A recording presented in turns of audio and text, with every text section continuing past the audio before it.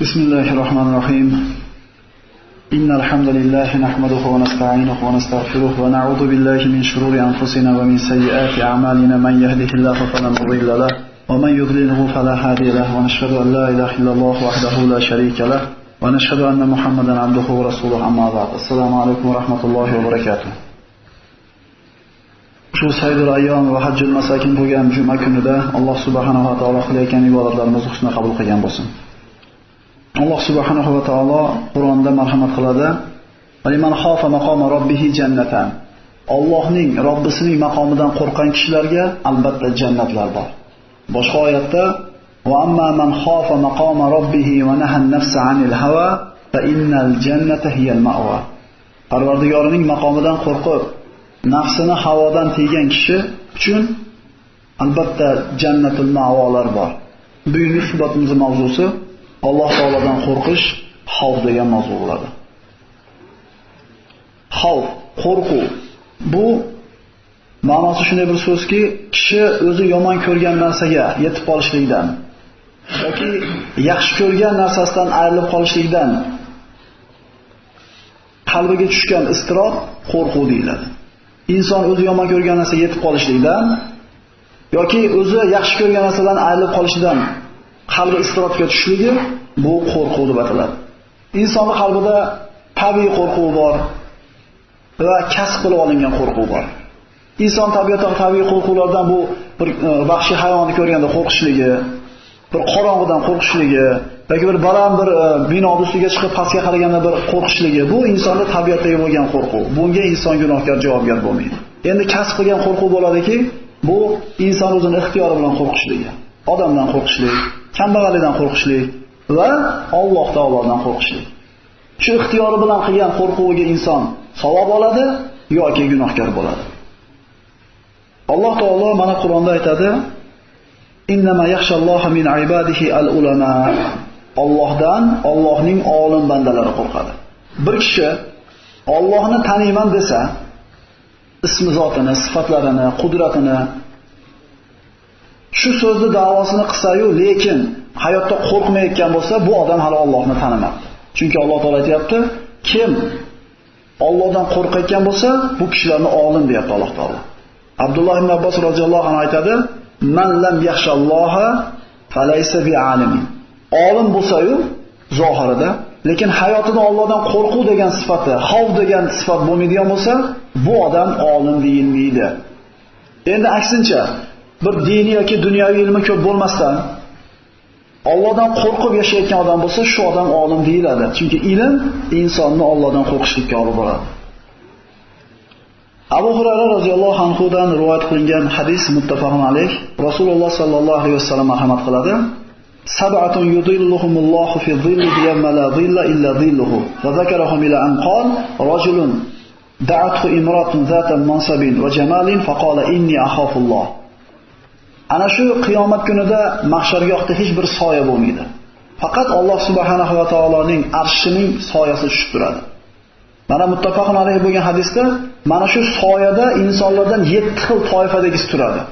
Shularning ichidan Rasululloh sanab o'tar ekan, mansabdor, go'zal bo'lgan bir ayol zinoga taklif qilgan paytda, undan faqat rozilik talab qilib turgan paytda men Allohdan qo'rqaman deb o'zini tiygan yigit yoki kishi mana shu Allohning arshining soyasida turadi. Chunki bu yigit yoki kishini nima to'siyapti? Hech kim ko'rmayapti. Hamma sharoit muhayyo, faqat shu zinoga roziligi, moyilligini bildirib qo'ysa bo'ldi. Hamma sharoit, imtihon shunda bo'ladi. Ko'chada ketayotganimizda, ishga ketayotganimizda siz bilan biz ustimizda zino degan imtihon yo'q. Chunki unga sharoit yo'q hali.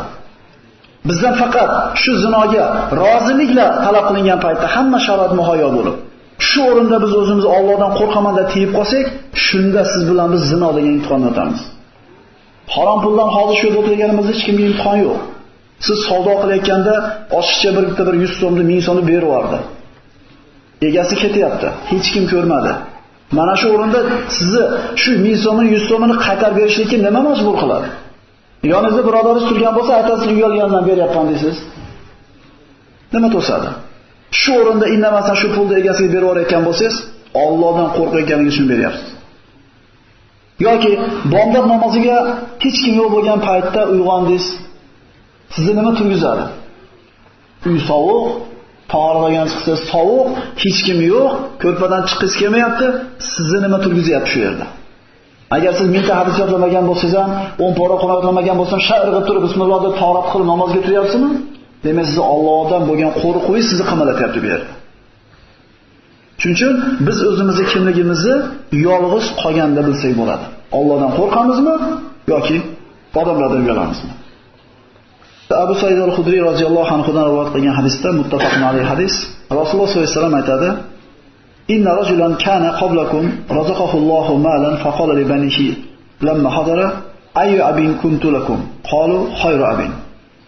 Sizlardan avval yashab o'tgan odamlardan biri o'lim soati yetgan paytda bu boy bir odam bo'lgan edi. Farzandlarini to'plab ixtizor holatida aytdiki, "Men qanaqa ota edim sizlarga?" Farzandlari, "Yaxshi ota edingiz" dedi. Lekin bu kishi aytdiki, "Men hayotimda hech bir yaxshilik qilmaganman. Shuning uchun Allohdan qo'rqaman qiyomat kunida tiriltirib so'raydigan bo'lsa. Shuning uchun men o'lganimda kuydiringlar. Kulimni yarmini dengizga, yarmini tuproqqa qarab, yerga qarab sochib tashlanglar" dedi. Farzandlari vasiyatini qilishdi, kuydirishdi, kulini suvga va quruqlikka sochib tashlashdi. Alloh taolo bu bandani dedi Rasululloh sollallohu alayhi vasallam hokini yig'di, tiriltirdi va nima sababdan bunday qilding? Parvardigoro, sendan qo'rqqanligimdan dedi.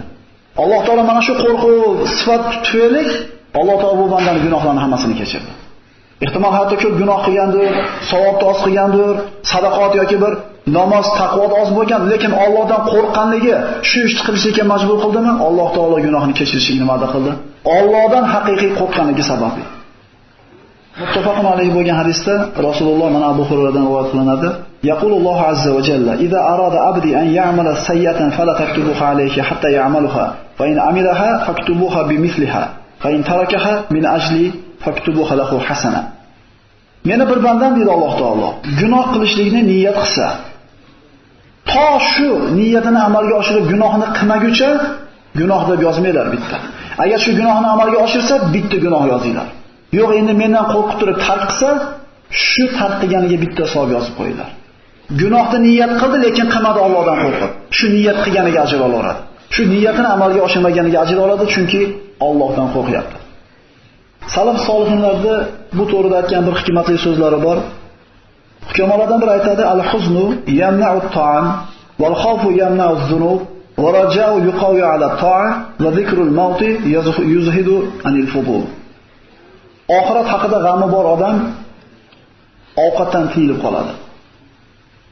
Ya'ni aytamiz-ku, bir qalbi bir narsa bilan ovora bo'lgan odam, misol qarzdorlar, haqdorlar kelib eshigini tagida to'polon qilishligini o'ylab kutib o'tirgan odam 5 ta kelamiz, to'polon qilamiz eshigini tagida degan bo'lsa, bu odamga soat 3 ta ovqat olib kelsa ayoli, qanaqa ovqatligini bilmaydi, ishtaha bo'lmaydi, sho'rmi, shirinmi bilmaydi, chunki qalbi hozirga keladigan muammo bilan ovora bo'ladi.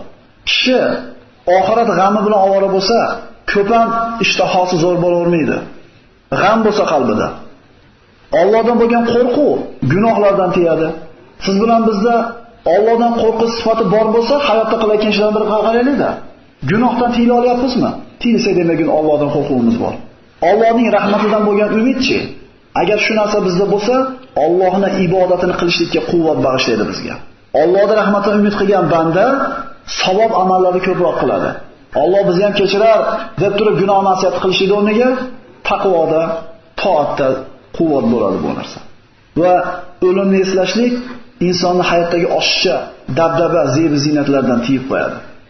Chunki ertaga yoki indinga o'lishini bilgan odam yangi libos olib kelish haqida g'am qilmaydi. Yangi bir sayyora mashina olib minish haqida g'am qilmaydi. Chunki ertaga o'lishini eshitgan odam o'zi biladi nima qilishligini. Abul Qosim Hakim rahimahulloh aytadi, kishi bir narsadan qo'rqsa, odatda undan qochadi. Endi kishi Allohdan qo'rqsa, buni aksi bo'ladi. Allohga qarab nima qiladi? Talpinadi. Subhanalloh. Kishi bir narsadan qo'rqsa, shu narsadan qochadi. Hayvonmidi, faqirlikmidi, o'limmidi, boshqa narsa. Lekin Allohdan qo'rqqan odam mana shu qo'rqqan zotga intiladi. Chunki Alloh taoloning o'ziga qaytmagan odam Allohdan qo'rqyapman demasin. Gunoh ma'siyat qilib qo'yib, biz ham namoz o'qimaganimiz bilan matimiz toza, biz ham Allohdan qo'rqamiz deyotgan odam, bu odam kazzob odam bo'ladi. Agar qo'rqqaningda Allohga qarab intilib talpinib borgan bo'larding. Banda qachon Allohdan qo'rquvchilar qatoriga kiradi? Qachon kasal odam sovuq suv ichsam, kasalim ziyoda bo'ladi deb sovuqdan ehtiyot bo'lgandek, gunohdan kishi do'zaxga tushligim yana ham chuqurroq bo'ladi deb ehtiyot bo'lmagunicha Allohdan qo'rqaman deb da'vo qilmasin. Kasal odam suv ichsam, kasalim ziyoda bo'ladi deb ehtiyot qilgandek, kishi o'zini gunohdan ehtiyot qilmagunicha Allohdan qo'rqaman deb da'vo qilmasin. Fuzayl ibn Iyos rahimahulloh aytadi: "Man xofalloha dallahul xawfu ala kulli xayr." Bir odam Allohdan haqiqiy qo'rqsa, bu qo'rquvi faqat yaxshi ishlarga turtiydi egasini. Ko'zini tiyadi, chunki Alloh ittiga so'raydi. Demak, ko'z jinos deyildi. Qo'lida bor xayr ehsonni xalqiga sarflaydi, ittiga Allohdan oldinaman deydi. Agar sarflamasam hisob-kitob bo'ladi deydi, xalqiga foydasi tegadi. G'azabini yutadi, g'azabimni yutmasam Alloh taolo qiyomatda azoblaydi deydi, jamiyat o'rtasidagi muomala chiroyli bo'ladi. Allohdan bo'lgan qo'rquv insonni faqat yaxshilikka yetaklaydi. Ya ko'rganmisizlar bir marta Allohdan rosa kam qo'rqqan odamni bir yomon ish qilganligini. Endi biz aytgan qo'rquvning ikkinchi turi: o'limdan qo'rqish, kambag'allikdan qo'rqish, kasaldan qo'rqishlik. Bu narsalar o'lim, kasallik, kambag'allik Alloh taolo siz bilan bizni taqdirimizga yozib qo'ygan narsa edi. Biz qo'rqsak ham shunaqa bo'ladi, qo'rqmasak ham shunaqa bo'ladi. Faqirlikdan qo'rqqan odam faqirlikdan bo'lgan qo'rquvi hamma yomon ishlarga buyuriydi. Halol haromiga qaramaydi. Pul bo'lsa bo'ldi. Birovga haqqi degan narsa qiziqtirmaydi. Pul bo'lsa bo'ldi. Orzu-havas degan narsa bor. Bizda ham bo'lsin degan hirs. Mana shu faqir bo'lib qolishidan qo'rquvi bor odam xotirjam bo'lsin. Bu qo'rquv faqat yomonlikka yetaklaydi uni. So'raylik o'zimizdan, bizda qaysi qo'rquvning turi bor? Allohdan qo'rqyapmizmi? Kambag'allikdanmi, faqirlikdanmi yoki kasallikdanmi? Mana shu Allohdan bo'lgan qo'rquvdan boshqa hamma qo'rquvni chiqarib tashlasak, o'sha biz qo'rqayotgan narsalarni Alloh taolo o'zi narx qilib qo'yadi. Shunday emasmi? Birni bersang undan olasan deyaptimi Alloh? Allohdan qo'rqib birni beraylik, biz qo'rqayotgan faqirlik ketadi.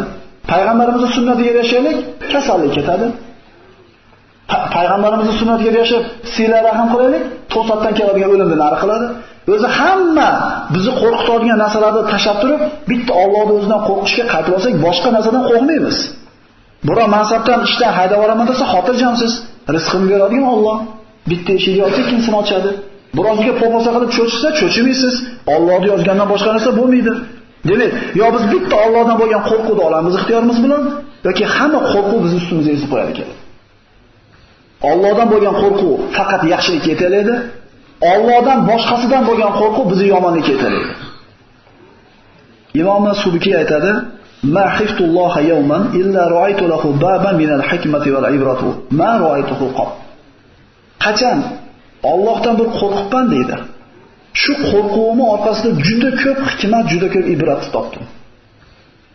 Allohdan qo'rqib zakot beruvdi, moli ziyoda bo'ldi.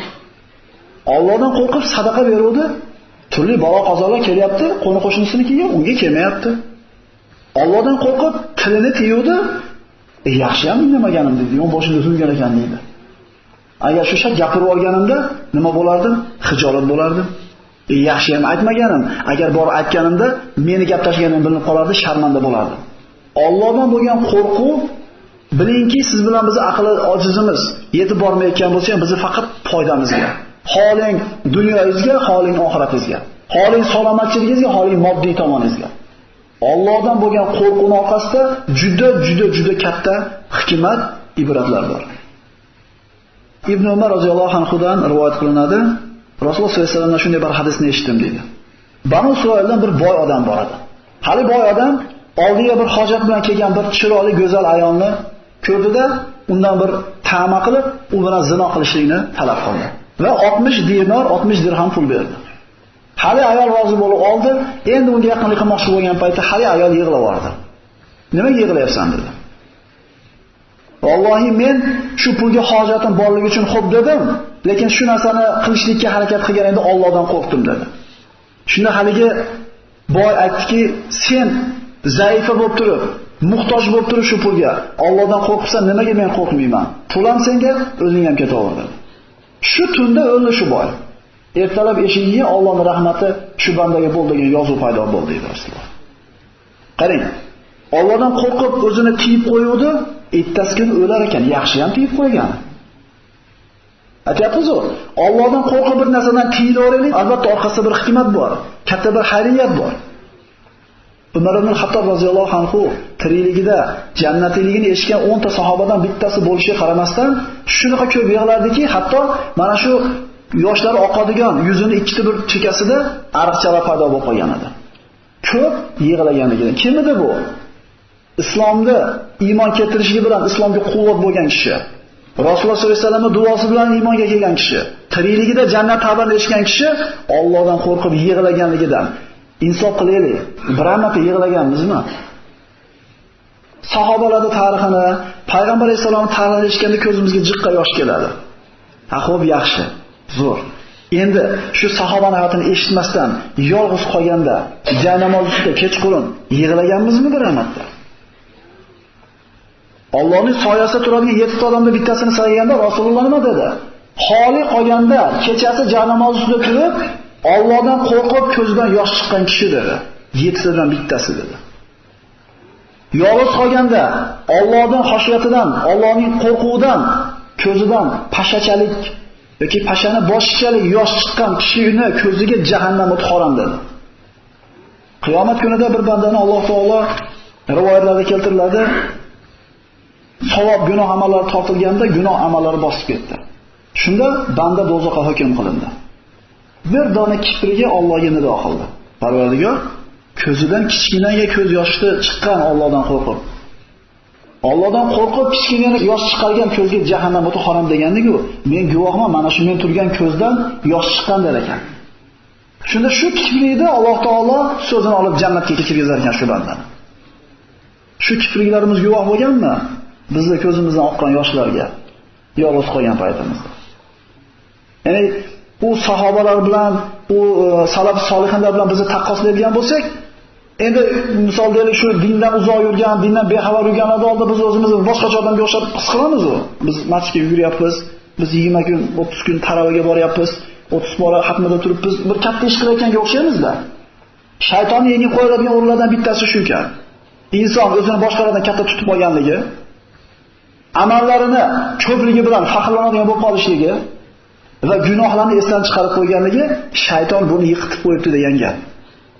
Umar ibn Xattob Madina ko'chalarida ketar ekan, sahobalar bilan bir kichkinagina bir balog'at yoshi yetmagan bir bolani shunday ushladida, shunday bag'riga bosib turib, "Ey bolam" dedi, "Duo qilgin" dedi. Alloh bizni gunohlarimizni kechirsin. Ashoblar, "Ha bu balog'at yetmagan yosh bola qanaqa qilib bizni gunohimizni so'raydi Allohdan" dedi. Umar ibn Xattob ularga qarab turib, "Ey birodarlar, bu balog'atga yetmadi. Demakki, gunohlarni yozadigan qalami ishga tushgani yo'q. Buni do'sti ijobat. Biz balog'atga yetdik, gunohlarni qiladigan qalamimiz yozyapti. Albatta bu duo qilsin" dedi. Abu Hurayra roziyallohu anhu o'lim soatlari yaqin bo'lgan paytda yig'ladi. Shunda, "Ey Abu Hurayra, nima yig'laysiz?" dedi. Bu kishi javob berib aytdiki, "Ey qaranglar, bu kishilar roziyallohu anhum degan Alloh bular haqida. Alloh bulardan rozi bo'ldi. Shunaqa bandalar edi. Shu odam yig'layapti. Rasululloh vafot qildi. Bulardan rozi holda ketgan edi. Bularga jannatni bashoratini bergan edi. Shu kishilar yig'layapti. Men sizlarni dunyolardan chiqib ketayotganim yig'layotganim yo'q. Sizlardan ayrilayotganimga yig'layotganim yo'q. Lekin safarimni uzoqligini o'ylab yig'layapman. Qiyomatgacha qancha o'taman qabrda? Men ertaga ko'tariladigan yoki pasayadigan hovliga ketyapman. Men ko'tariladiganlar qatorida bo'lamanmi yoki pasayadiganlar qatorida bo'lamanmi? Shuni bilmay yig'layapman. Alloh meni kitobimni o'ng qo'limdan beradimi, chap qo'limdan beradimi? Shuni bilmay yig'layapman. Yana qaytaratamiz. Bular sahobalar. Alloh bulardan rozi bo'lgan kishilar. Bizchi? Biz o'zimizni kimga taqqoslashni olaylik-da? Qanchalik noqisligimiz, qanchalik bir gunoh kamchiligimiz yetarligini shundan bilib olsak bo'laveradi. Rivoyatlarda keltiriladi, Shayx Abu Ali ad-Daqoqdan Shuayb alayhisalom Allohdan qo'rqib yig'ladi. Yig'ladi, ko'zi ko'r bo'ldi. Alloh taolo ko'zini qaytarib berdi.